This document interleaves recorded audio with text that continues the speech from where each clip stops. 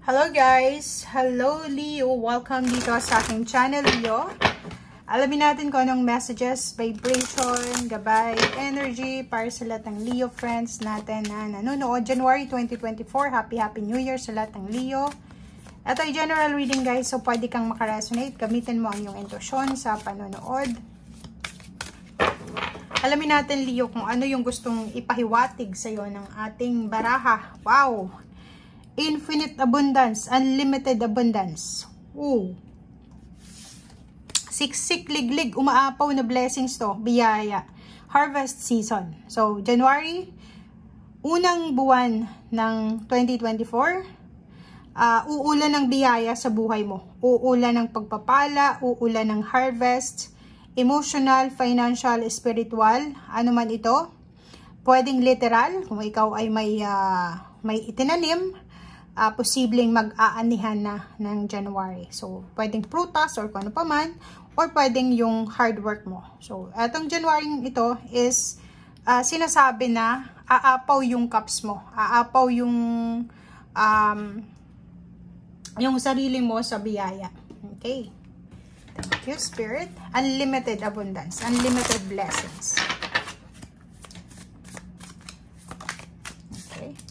Wow. Healing light. So, number 8, Spirit.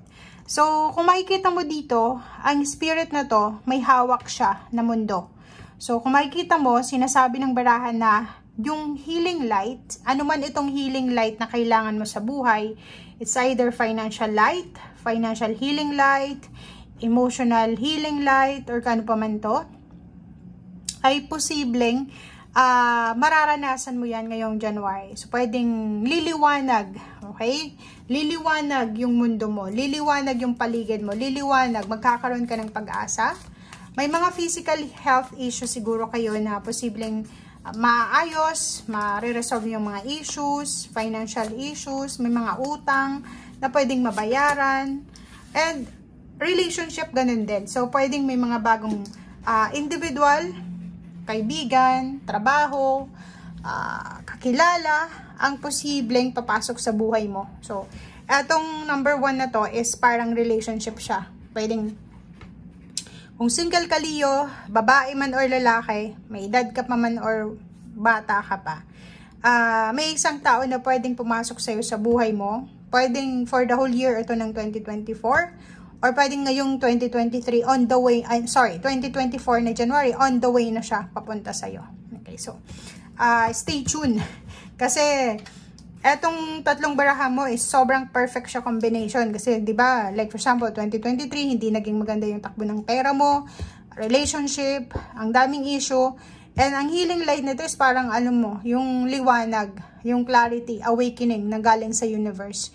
It's a blessing from God. It's a blessing from the universe. So, parang siya yung deserve mo na biyaya. Siya yung deserve mo na liwanag. Siya yung answers, solusyon sa kung ano man na napagdaanan mo. Okay? Siya yung sagot.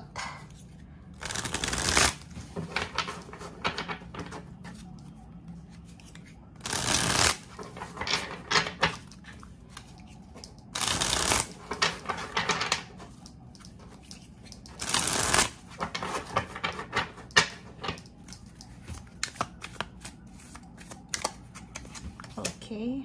Oh. Leo. Wow. So, yun. It's a confirmation, guys, na may mga restrictions. Stagnation ka na napagdaanan for the year 2023. Like, yun. Ang daming Leo na nagkaroon ng maraming utang, nawala ng trabaho, medyo naging matumal yung negosyo, nawala ng relationship, nawala ng kamag-anak, nawala ng kaibigan, or ano man to na parang nasidlak ka sa kahirapan, emotionally and financially. Ang posibleng mareresolve siya this 2024 and sisimulan niya ng 2024 na January. So, pwedeng January 1, midnight ng 31, sobrang positive yung emotion mo, sobrang positive yung mararamdaman mo na wow, eto na talaga yung para sa akin. So, celebration, ang dami-dami mong kailangan i-celebrate this 2024 and sisimulan mo siya this January. marami kang isa-celebrate kasi makakaalis ka na eh. May liwanag na eh. Parang sinasabi ng baraha, kasi to walang liwanag to eh. Diba? Parang, ay hindi mo alam kung saan ka papunta. Hindi mo alam kung ano yung solusyon sa mga problema pinansyal or emotional. But now, sinasabi ng baraha na, wow, may liwanag pala, may solusyon pala, may sagot pala sa mga pinagdadaanan ko. So makikita mo, medyo yung madilim mong kapaligiran ay posibleng magliliwanag na, Leo.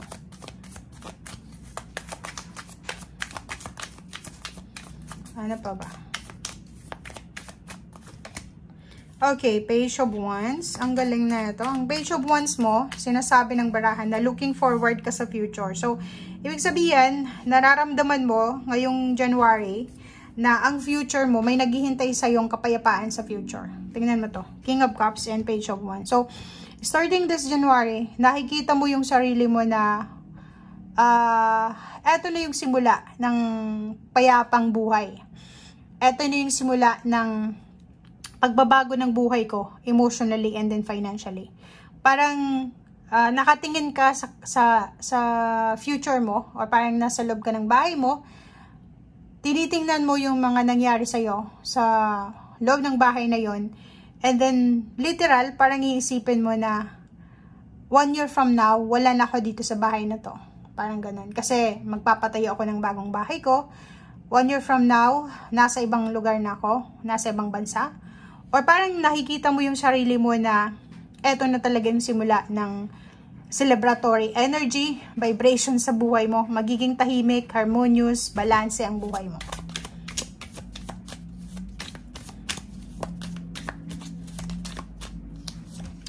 Oh, diba? Confirmation, Leo. Aapo yung cups mo. Sobra kang magiging masaya this January. Ang dami-daming balita, ang dami-daming good news, ang dami-daming information. Marami. Parang feeling mo, pumabor sa'yo yung pagkakataon this year, 2024. And sisimulan ito ngayong January. At ang 9 of Cups is sobrang saya. Napakasaya mo. Napaka-harmonious ang pakiramdam mo. Parang smooth lang yung pakiramdam mo this January. Pakiramdam mo nasa alapaap ka. Parang feeling mo, na-resolve mo yung mga issues, nakaalis ka, di ba nakahinga ka ng malalim, death card, endings. So yun, kung makikita mo dito, sinasabi ng baraha, plus etong 8 of Swords, sinasabi na tapos na. Tapos na yung mga paghihirap sa buhay mo. Ito na yung katapusan ng paghihirap mo, Leo. Ito na yung simula. Ito na yung endings ng paghihirap mo. Dahil magsisimula ka ng mag-celebrate. Simula ngayong January onwards. Ito na yung simula ng katahimikan, kaligayahan, kasayahan. Lahat ng klase ng prosperity and abundance ay posibleng ma-encounter mo siya from January onwards. Okay? So, yan ang sinasabi ng baraha, guys. Maraming salamat. See you again. Bye!